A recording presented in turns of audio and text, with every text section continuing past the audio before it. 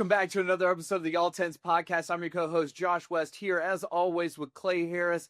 And Clay, today we're continuing our breakdown of the Vision Traction Organizer. Moving on to question number 2, what is your core focus? Clay, talk to me. Core focus. We just answered core values. That's who you are. Core focus, second question is, what do you do? Really simple, right? But not easy. It's when we're answering the core focus question, the thing that I always ask folks to start thinking about is like, what are you best in the world at? What is the thing that you do better than anyone else, is to get their heads thinking around it. But when we answer the core focus question, we're actually answering two kind of distinct questions. The first one is, what is your purpose, cause, or passion? Like, why? What gets you out of bed? What makes you like, what makes you energized about the work that you do? Why? What's your why? And the second question, the second part of the core focus is your what? What's your niche? What is the specific thing that you do? Is kind of where we get into what do you do better than anyone else in the world? But for me, the combination of the two, that power, that 1-2 punch of why do you do and what do you do, creates that focus for the company, that laser beam focus on here's why we do it and here's what we do. What am I missing, Joshy? I mean, you've set it up quite well there, Clay. Those are the two main things that we're answering for sure. When I think about the practical application of this, I always come back to the relationship between the visionary and the integrator. And particularly, we talk broadly about the visionary having many ideas all of the time. And then it's the integrator's responsibility to manage the remainder of the leadership team and bring those visions into reality. And I view this as a very good filtering mechanism for the integrator to use with the visionary to evaluate all of those ideas, to say, okay, well, does this idea still apply to our purpose, cause, or passion? Is this really what we're trying to do here? And does it apply to our what we do, what we are great at doing, and what we love to do? And so, that's a pretty good filtering mechanism at the top, so that we avoid shiny objects and getting distracted and getting off track. There's plenty of literature out there, even at very large organizations, where they were great at one thing, and a CEO just kind of took a left turn and said, well, let's get over here into this other thing that we're not experts at and that we know nothing about. And so I see the core focus as essentially that, right? It is to keep people focused and serve as that filtering mechanism. How have you seen it applied with your teams, Clay?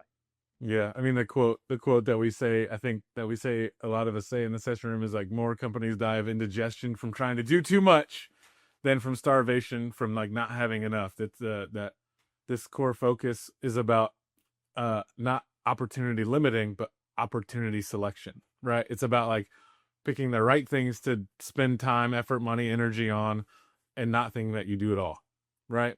And so for me, it's interesting. You were talking about like visionary integrator thing. I thought you were going to go to this. I can never remember which one was like the right brain or the left brain, whatever, whatever, one of them is one and one of them is the other. It's the way it works. But I thought you were going to head to this thing of like, visionaries love to live in this world of like emotive kind of like why, kind of like, what's the thing? And that's actually part of that's their magic. That's the visionary magic, is they really kind of can like harness that energy around the motivating whys of the business, right? To change the world. And if I'm living in that world and I'm going to change the world, everything's a good idea, right? Like literally whatever it takes to change the world, I'm going to do. And visionaries their brain is wired to just have high bandwidth of idea delivery. And so that shows up in the purpose, cause, or passion part of core focus. And I know that you do this too, but like having that visionary share that can often elicit real emotion in the session room. And then the integrator comes in as the what, like, yeah, but how? Right? Yeah, cool, save the world, but how? Because we can't do everything. And so like that that interplay comes to life right here in one question, right? Isn't that cool? It, Indeed. And, it's because then it's not personal, right? So if I'm an integrator and I'm working with a visionary, I need them to have all those 20 ideas. I don't need them to try to shoot fish in a barrel, right? And already pre filter all the ideas and come in and say, well, I got this one idea. No, no, no. Bring in all 20, right?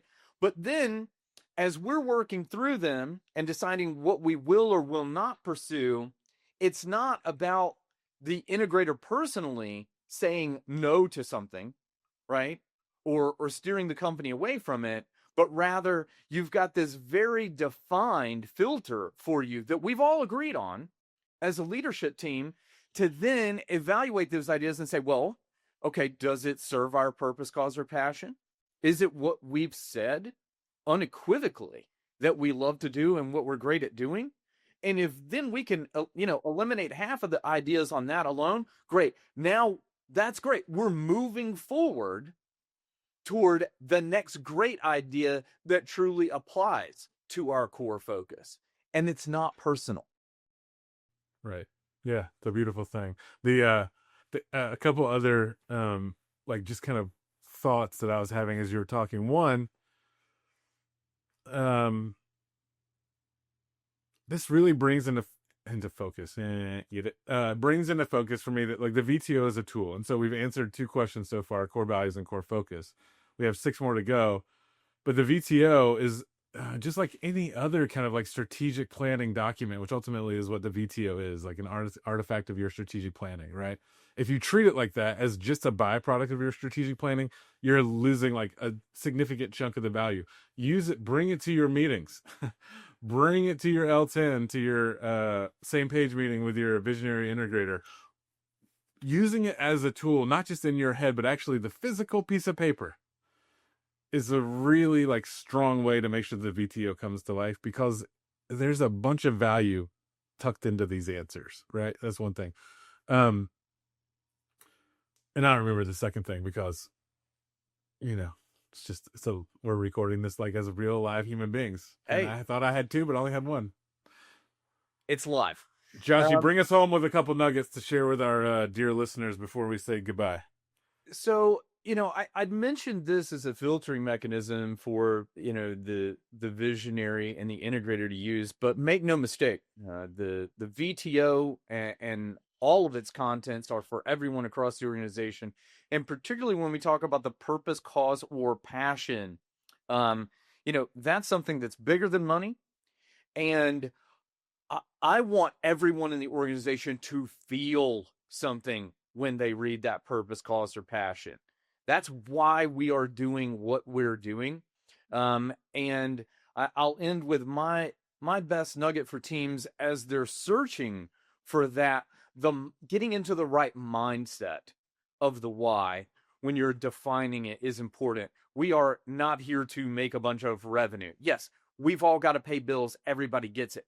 But when we're talking about finding that and defining it for the organization, I think even working to get into that right mindset, thinking about times where you were really grateful or really proud to work at the organization, think about how you feel when you get up in the morning. That'll help you uncover your why for what you're doing, and have that be something that is central throughout the entire organization.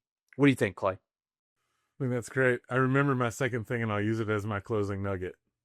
The a few times I worked with clients who've already been on their EOS journey for a while, right? And um, when the purpose of the VTO is to create clarity throughout the organization, let everybody be on the same page, and all those sorts of things that you just shared.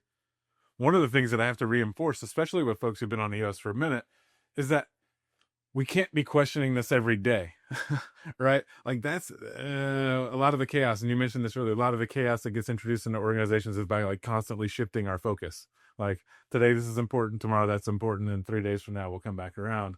Um, but that doesn't mean we can't ever change it. So we get together every 90 days in the EOS world, lift our heads up, readdress, go through the VTO again, make sure we're all on the same page. There is a rhythm and a way in which we will update the core focus over time if it needs it. Rest assured that we will get there together, But in the meantime, go execute for the next 90 days and trust that every 90 days we'll come back as a team and readdress it. Trust that the team wants to go out there and kick ass, right? And trust that every 90 days we'll give new directions.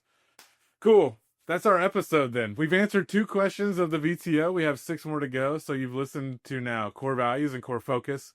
What's next, Joshy? It is the core target, sometimes called the 10-year target. Ooh, we'll talk about that a little bit in our next episode. Thank you so much for listening. My name's Clay. His name is Josh. We're EOS implementers, and we're here to make your day. That rhymed. I don't know if you caught that. Please listen, like, rate, share, whatever it is that you do with podcasts these days with all your friends. Anybody who's EOS curious, we're so happy you joined us today, and we'll see you next time. Good job, Joshy. Bye, Clay.